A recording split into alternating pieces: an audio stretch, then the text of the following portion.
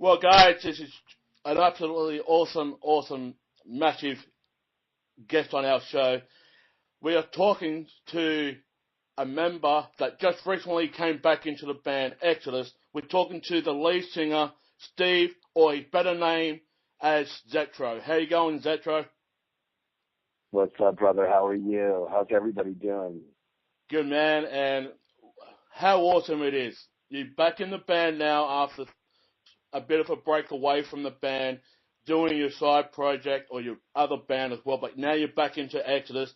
A new album came out last year, Blood In, Blood Out, via Nuclear Blast Records. You're coming down to Soundwave. How's it all fitting in for you right now? It's a massive year for you guys. You know what? This is what you dream about. You want things to go like this. And us being in this business now for 30 years and having 10 records, and 10 records that are relevant. We're very fortunate that heavy metal fans still, are strong, and we deliver for them. We love them, and we love this music, and it's great. Bring it on.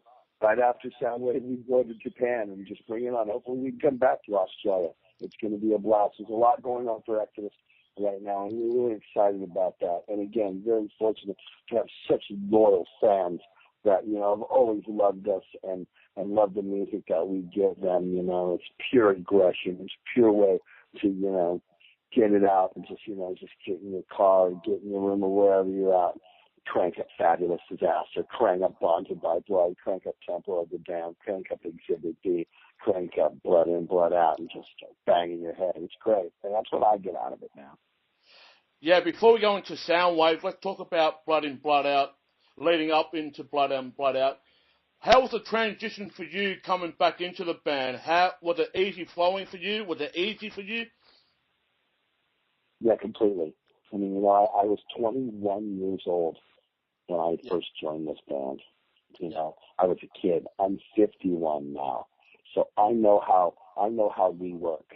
I've done 5 previous albums with this band, Monumental Records. I know how they record. I know how it's done. I know the process.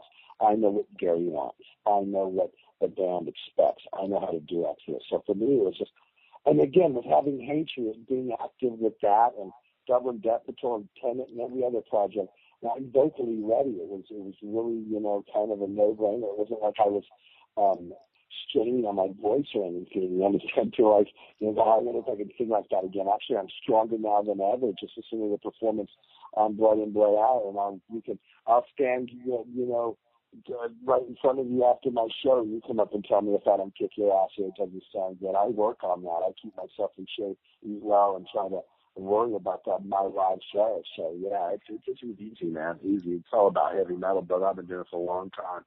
Great. Yeah. Chuck Billy is now the manager of the band, and he's also helped produce the Blood In, Blood Out album. How many tracks on the Blood In, Blood Out did Chuck Billy did the backing vocals for? Just one, BTK.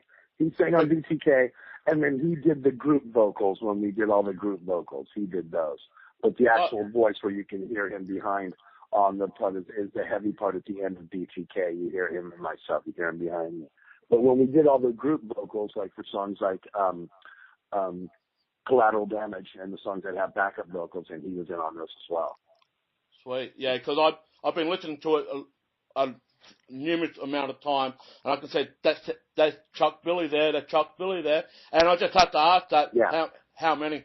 But you brought a single out. You started off with Salt in the Wound, the first single, then Blood In, Blood Out.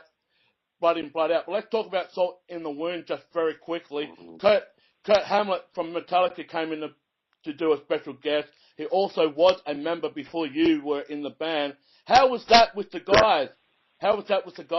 Having Kurt back in there for a special guest?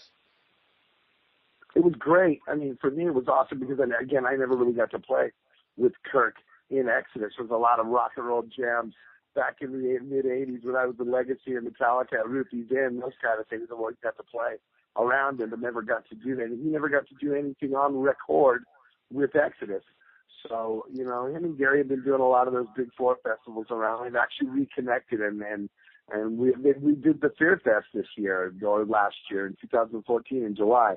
it was awesome. And we played with Kirk, and it was great. And him and Gary looked like two little kids on stage playing together, and it's just so much fun. So it just felt like full circle having Kirk come in. He had a great time. I wasn't there when he laid the track, but I heard it was just awesome. Well, everybody talked about how much fun they had a barbecue, and it was cool, and he came down. It was great. So it's good to see that still exists. Are there any more singles coming out to be released from Blood In, Blood Out, or is that it for now? Not quite sure, I guess there's talk about another single off the record, but I mean, we've been, after Gary's been very busy finishing, up his parts with the Slayer record, and so I think that, the next wave for us is to do, come to Soundwave and go from there. So I'm sure that management and the record label are gonna, move forward with that if they feel so, and I'm sure there'll be a second video if that's the case. Yeah. Well, you're coming down to Soundwave. How many songs are going to be off Blood In, Blood Out that you reckon will be played on the Soundwave bill? I'm going to say 4. It won't be any less than 3, but we're only getting 45 or 50 minutes.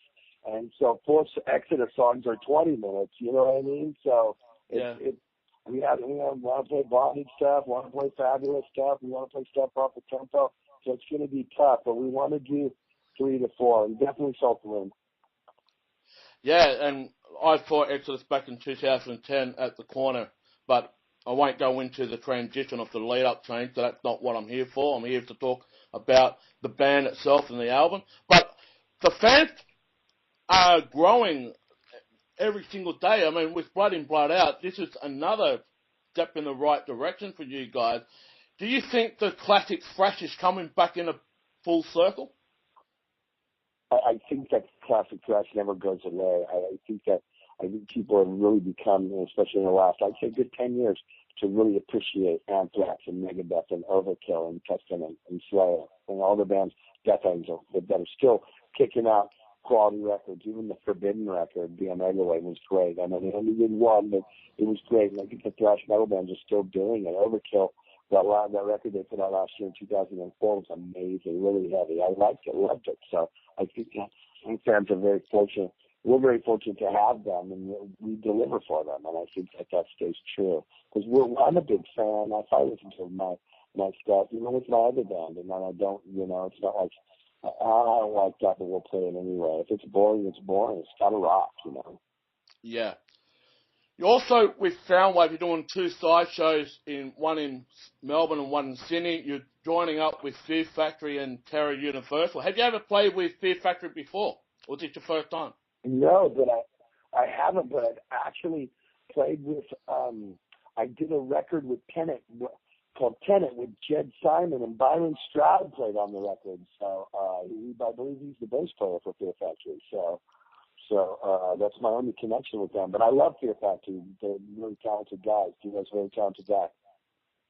And what's your opinion on Terror Universal, another supergroup that just released an EP early this year? Have you seen them before? Have you know any much about them? No, I don't think I have. Yeah. I have not. Yeah. I've just discovered them about a month ago, Terror Universal, and they're playing on Soundwave as well, so I'll be checking them out. But what are you looking forward to most importantly, the Moss or the Wall of Death, or what are you expecting to see more of while you're down here in Australia? I do my homework, so when I go there, I talk to all my friends that are there, and obviously I'm close with the guys in Slayer, Ed Testament, so I have both of them. Chuck, Billy, Ed, Gary. Gary was there last year, and Tom and Gary, how is it? They love it. They said they treat you great. Fans are great. It's awesome. It's just a really well-done festival. The fans are very appreciative, and they're going to go off. So we're going to give you reason to go off. The question I want to ask about Blood In, Blood Out album, do the fans in general, no matter what band it is, mainly focus on the product from the album, or are they more of a fan of hearing those songs live?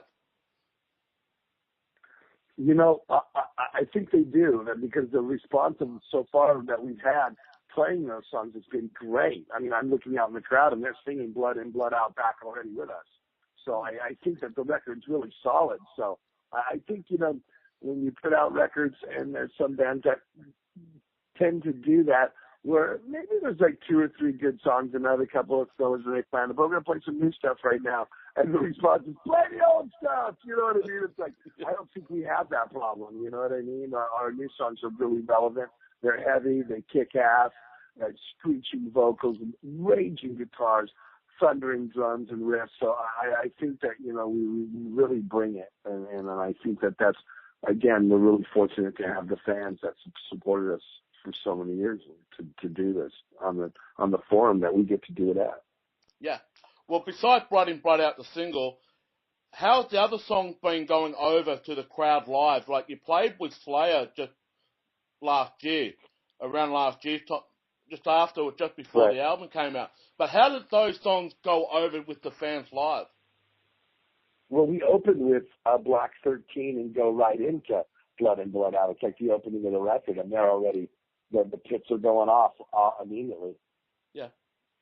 They're going off. Yeah, they love it. It's not like I could see it. I mean, they're doing it. Again, when I'm looking at second song, they're looking out in the crowd, Blood In, Blood Out. They're all singing it back. So I don't really know what's going on. So the response is great. And I think that it's so heavy and it's so good and so relevant and so timeless. You know, it's just so, you know, it's my favorite record out of all the Exorcists. I like every song on it. You know, every song. So I think it's coming from a fan standpoint. I think that would be great to hear. You know, even, you know, the obscure songs, Wrapped in the Arms of Rage, My Last Nerve, great songs, man. Heavy, Numb, that part in the end is so Exodus. So Exodus. And with the video clip with Blood In, Blood Out, how long did that process take? Because I did see it when it came out officially, the fight in the mosh and the circle pit. How many takes did it all take up, roughly? Takes, 1 million takes. In an 8-hour period, a lot. It takes about 8 hours from start to finish. And there's different stuff. There's parts where I have to get singly by myself in front of a bunch of different views and do the whole song, you know. But they may not even use what 3 seconds does, you know. And everybody has to do those parts. And then you do the crowd. And then you ask for the crowd. So it takes about 8 hours. A lot of takes. Yeah. Well, guys, I have to say this. Get your Soundwave ticket right across Australia except for Perth.